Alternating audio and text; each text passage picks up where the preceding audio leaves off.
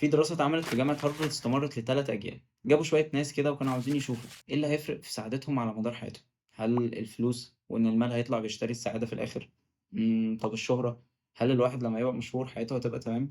الإجابة لأ، اللي فرق في حياة الناس دي هي وجود علاقات صحية حواليه، فتعالى كده واحدة واحدة نشوف ليه علاقة الإنسان باللي حواليه هي سر تعاسته أو سعادته، بس بعد الانترو.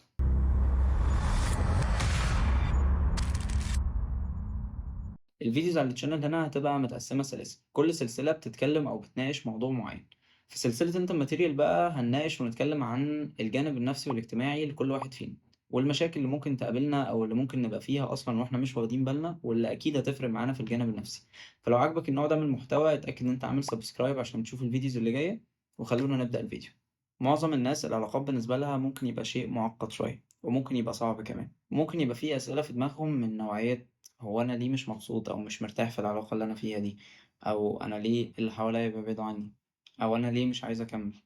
وعشان نعرف إجابات الأسئلة دي محتاجين نقسّم الحلقة لنقطتين هما هيبقوا محور كلامنا. أول نقطة وهي علاقتك بنفسك، الحاجات اللي لازم تاخد بالك منها وأنت بتتعامل مع أي حد، وعن الصراعات الداخلية ما بين الشخصيات اللي جواك، وهنشرح كل ده قدّام. تاني نقطة وهي علاقتك باللي حواليك، هل أنت في العلاقة دي بتكون نَفْسك؟ طيب اللي حواليك بيعاملوك بنَفْس الصورة اللي أنت راسمها لنَفْسك والّا بيلبّسوك صورة تانية ويعاملوك من خلالها؟ نبدأ بأول حاجة بقى وهي علاقتك مع نَفْسك. في نظرية للطبيب النفسي إريك بيرن اسمها الego states. الego states دي باختصار إن كل واحد فينا بيبقى جواه 3 شخصيات. الparent ego state ودي بتظهر لمّا تكون بتزعّل حد على حاجة عملها، بتعاقبه أو بتنصحه وهكذا. وتاني شخصية هي الadult ego state. كأنك مثلًا قاعد على ترابيزة اجتماعات بتسمع وتناقش وتاخد وتدّي في الكلام وتستنتج وتحلل وهكذا. تالت شخصية وهي الchild ego state ودي الشخصية اللي بتتصرف فيها بطيش من غير ما تفكر كتير، اللي هي بتطلّع روح الطفل اللي جواك في خروجة مثلًا حلوة مع أصحابك أو في رحلة وهكذا. اللي عايز أقوله إنك وأنت بتتعامل مع أي حد لازم تبقى عارف أنت بتتكلم من أنهي شخصية وبتكلم أنهي شخصية. هابسّطها لك أكتر، وليكن ده أبو حمادة، وده حمادة، شيء بديهي. حمادة رجع البيت متأخّر، فباباه بدأ يزعّق له وهو متعصّب جدًا: "أنت صح اللي أنت عملته ده؟" دلوقتي أبو حمادة بيتكلّم من الparent ego state والمفروض إنه بيكلّم الchild ego state عند حمادة. فدلوقتي أنا عندي سيناريوهين لرَد حمادة. الأول إن حمادة قام رادد عليه وهو متعصّب جدًا: "آه صح، أنا مش صغير عشان تقول لي الكلام ده، أنا براحتي." دلوقتي حمادة بيتكلّم من الparent ego state للchild ego state، وبكده الحوار ما بينهم يبقى عامل زي ما أنت شايف كده حرف الX، وده غلط. السيناريو التاني إن حمادة قال له: "والله يا بابا معلش أنا عارف إني غلطان وكان المفروض أرجع بدري في ميعادي، بس حصل كام حاجة غصب عني مثلًا." كده حمادة رد عليه من الadult ego state للparent ego state، وبكده يكون فتح طريقة صح للحوار ما بينهم. وواحدة واحدة الأب هينزل من الparent ego state للadult ego state، وبكده الحوار ما بينهم يبقى عامل خط مستقيم، وساعتها يقدروا يوصلوا لحل. خُد بقى الكلام ده وطبّقه على كل علاقاتك. صاحبك مثلًا متضايق وبيزعّق وبيتخانق، بيتكلّم من الparent ego state، المفروض إن أنت تهدى وتتكلّم من الadult ego state عشان هو كمان واحدة واحدة ينزل من الparent ego state للadult ego state، كده الحوار ما بينكم يبقى عامل خط مستقيم، زي ما شرحنا من شوية. الموضوع ممكن يبقى صعب في الأول، بس هو الموضوع تعوّد، واحدة واحدة هتلاقي نَفْسك بتعمل كده من غير حتى ما تفكّر في الموضوع أو من غير حتى ما تاخد بالك. وحابب أختم النقطة دي بquote كنت باحب أسمعه زمان: إن العلاقات عاملة زي الخيط، لو طرف شد لازم الطرف التاني يرخي عشان الخيط ما يتقطعش. أكيد سمعت قبل كده عن مقولة لما توصل ما تبقاش نسخة من اللي صعبوها عليك، أيوة اللي بقت تستخدم كماتيريال للميمز. المثال المشهور بتاع الطالب الجامعي اللي الدكتور ضيق الدنيا عليه في امتحان الشفوي وكان هيسقطه، تلف وتدور الأيام والطالب ده يبقى مكان الدكتور وبرضه يعمل نفس اللي عمله الدكتور مع طلابه. وعندك مثلا طفل اتعرض لتربية صعبة من أهله، لما كبر وبقى عنده أولاد بدأ يعاملهم بنفس الطريقة اللي كان بيتعامل بيها. أنا شخصيًا شُفت الموقف ده، صديق ليّا كان دايمًا بيقعد يشتكي لي إن في دايمًا مشاكل ما بينه وما بين والده، وإن الدنيا مش ألطف حاجة بسبب الطريقة وكلام كتير أوي كده. تلِف وتدور الأيام ووالده يسافر، ويبقى هو اللي بيساعد والدته في تربية إخواته. وواحدة واحدة بدأ يشتكي لي برضه إن العلاقة ما بينه وما بين إخواته مش أحسن حاجة، وإنهم بدأوا يبعدوا عنه. ولمّا اتكلمنا اكتشفت إن هو بيتعامل معاهم بنفس الطريقة اللي والده كان بيتعامل بيها ظنًا إن دي التربية.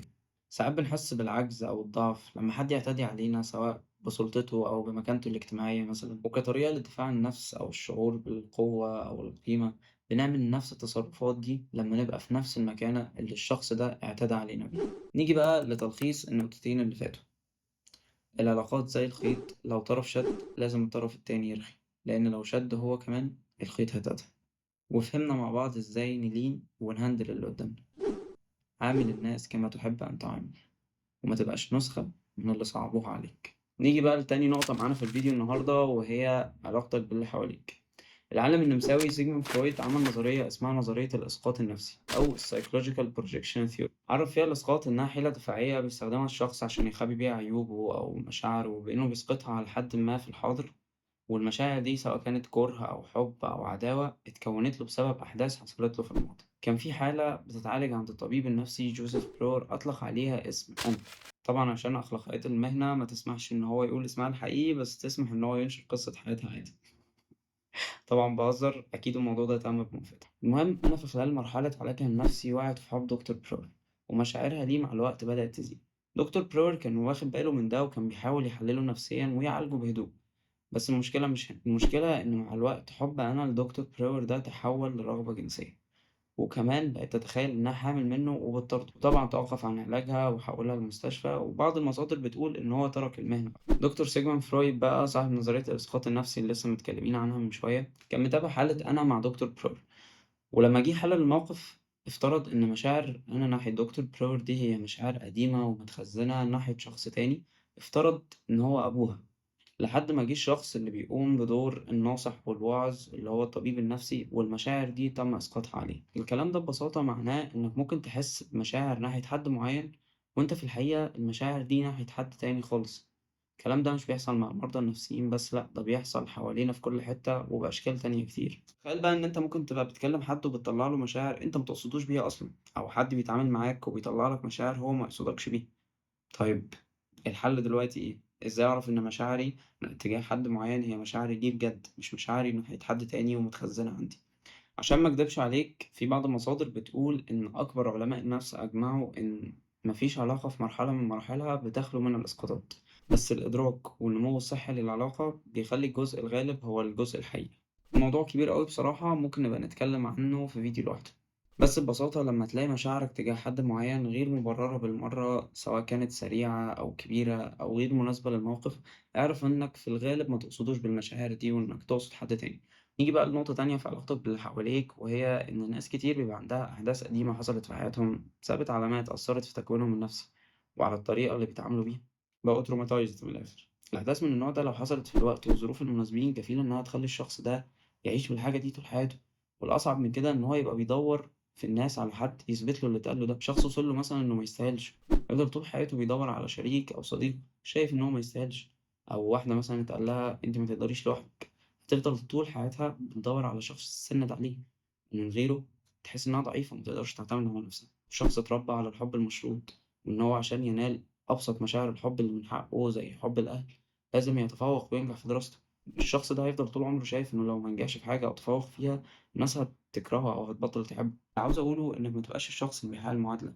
ممكن تلاقي حد بيتهمك إنك أناني عشان يثبت لنفسه إحساس إن هو مظلوم وإن الناس كلها بتيجي عليه، أو حد بيتلكك على الغلط عشان يلبسك دور الشرير المفتري، أو حد بيشكر فيك عمال على بطال عشان يلبسك دور الجامد اللي ما يعرفش يعمل أي حاجة من غير ما هو يبقى موجود. خلي بالك، لا تلبس دور مش دورك. دور في العلاقات اللي حواليك كده، شوف هل في حد بيلبسك دور مش دورك، ولو لقيت لازم تقلع الدور ده فورا عشان أنت اللي هتستنزف. اللي عاوز أقوله بقى من الكلام اللي فات إنك ما تسقطش مشاعرك المتخزنة على حد، وحاول ما تقعش ضحية للإسقاط، وما تبقاش الشخص اللي بيحقق المعادلة. نختم بقى الحلقة بحاجة ليها علاقة بمعتقداتك، وهي عقلية القطيع. الطبيب النفسي سولومون إيش عمل تجربة سنة 1951 جاب فيها شوية ناس كده اتفق معاهم إن هو هيسألهم شوية أسئلة، وإن هما في أول سؤالين يجاوبوا صح، بس في الباقي يجاوبوا إجابة غلط. واتفق معاهم إن كلهم هيجاوبوا نفس الإجابة الغلط. وجاب شوية ناس هو مش متفق معاهم على حاجة ووقفهم وسط الجروب ده، وبدأ يسألهم الأسئلة. لقى إن 75% من الناس اللي مش متفق معاهم بدأوا يغيروا رأيهم تأثرا برأي اللي حواليهم. اللي حصل ده اسمه تأثير المجموع. الكلام ده ممكن يخليك شايف اليمين شمال عشان الناس اللي حواليك شايفة كده، ويخليك شايف الشمال يمين عشان البيئة اللي حواليك أثرت عليك برؤية المجموعة مش برؤيتك أنت. والبيئة دي ممكن تكون صحاب أو عيلة أو حتى شوية ناس أنت متابعهم على السوشيال ميديا. أنت نتاج للبيئة اللي أنت محاط بيها.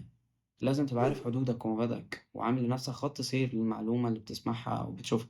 هتحللها إزاي وهتفكر فيها إزاي وهتتأكد من صحتها فين. للأسف بقينا نتعرض يوميا لمشاهد منافية لديننا وأخلاقنا، فخلي بالك. بس كده.